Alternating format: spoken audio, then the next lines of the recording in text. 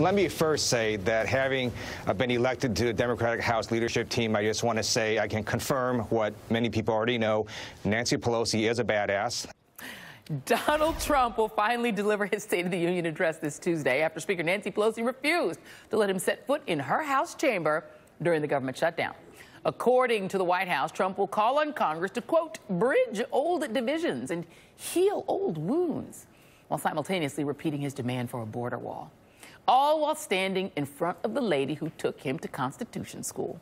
Jason Johnson and EJ Dionne are back with me, and joining me now, Nayyera Haq, former White House senior advisor. Nayyera, I'm going to start with you, and let me play Nancy Pelosi. This was back on January 17th, and it's this is her talking about postponing the State of the Union during the shutdown.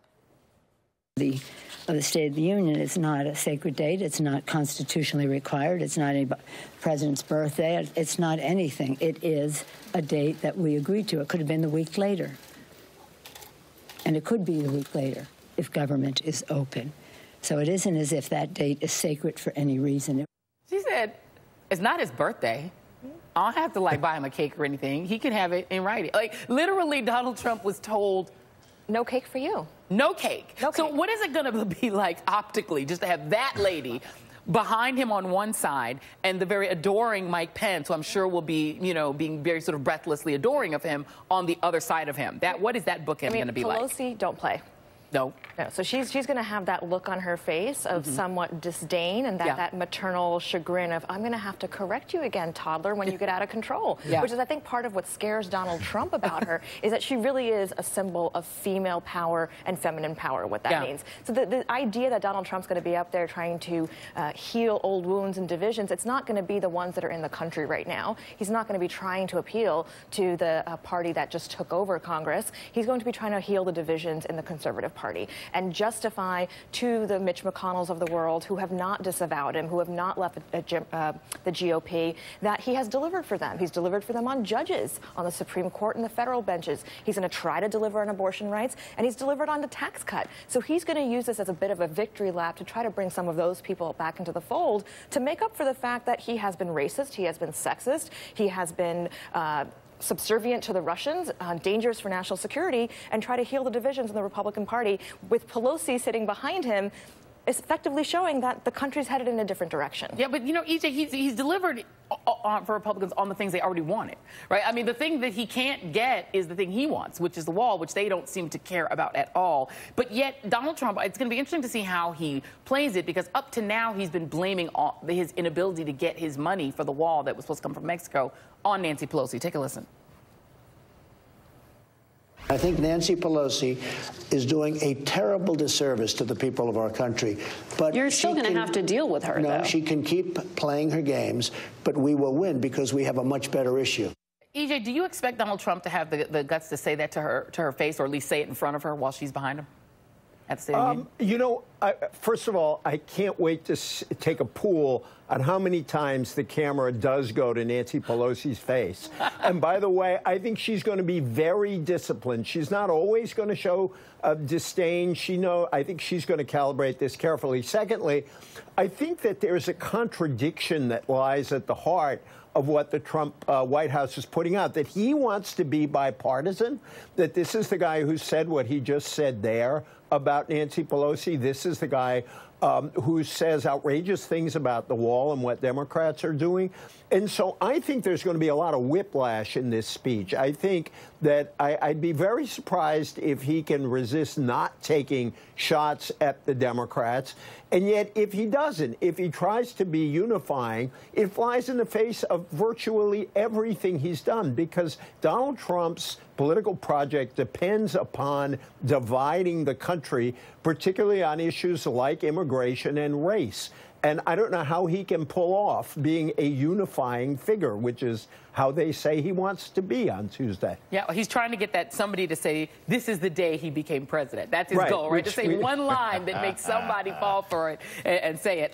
You know, you covered the Stacey Abrams campaign pretty extensively, Jason, so I want to get your response to the fact that she was chosen to give the response. Let me just read you a quick bit from an Atlantic article on why. Quote, and it says, and this is and it's from Wednesday. The real function of these televised speeches, sandwiched between hours of nitpicking commentary, is to signal that a party has identified its chosen speaker as a rising star. Abrams, who narrowly lost the Georgia governor's race to Republican Brian Kemp in November, has perhaps become more prominent and integral to the party since her defeat. The speech will likely function less as an acknowledgement of her potential and more of a genuine rebuttal to Donald Trump. Your thoughts?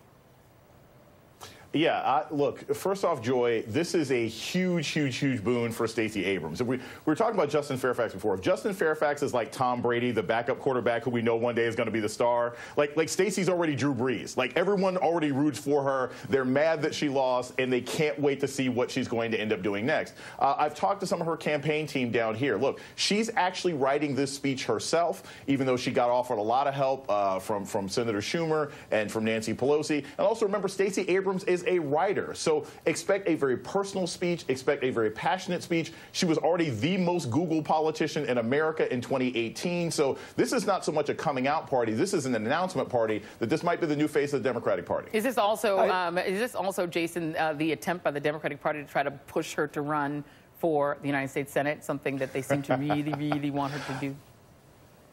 That seems to be something that people are discussing down here. There's no definitive answer one way or another, but I suspect if you get the opportunity to be the rebuttal to Donald Trump and be the face of the Democratic Party, there's a very good chance that, yes, there are people who think that Stacey Abrams has a political future that may lead her to run in 2020. It's also a big recognition of what they're acknowledging as a party now. And like if you go from 2016 with Joe Kennedy to now 2 years later, a black woman, that is a signal that the party is starting to understand and leadership is understanding who really holds them up. And it's black women voters. Yeah. EJ, and I think there are a couple of things about Stacey Abrams. I love those football Super Bowl appropriate references earlier.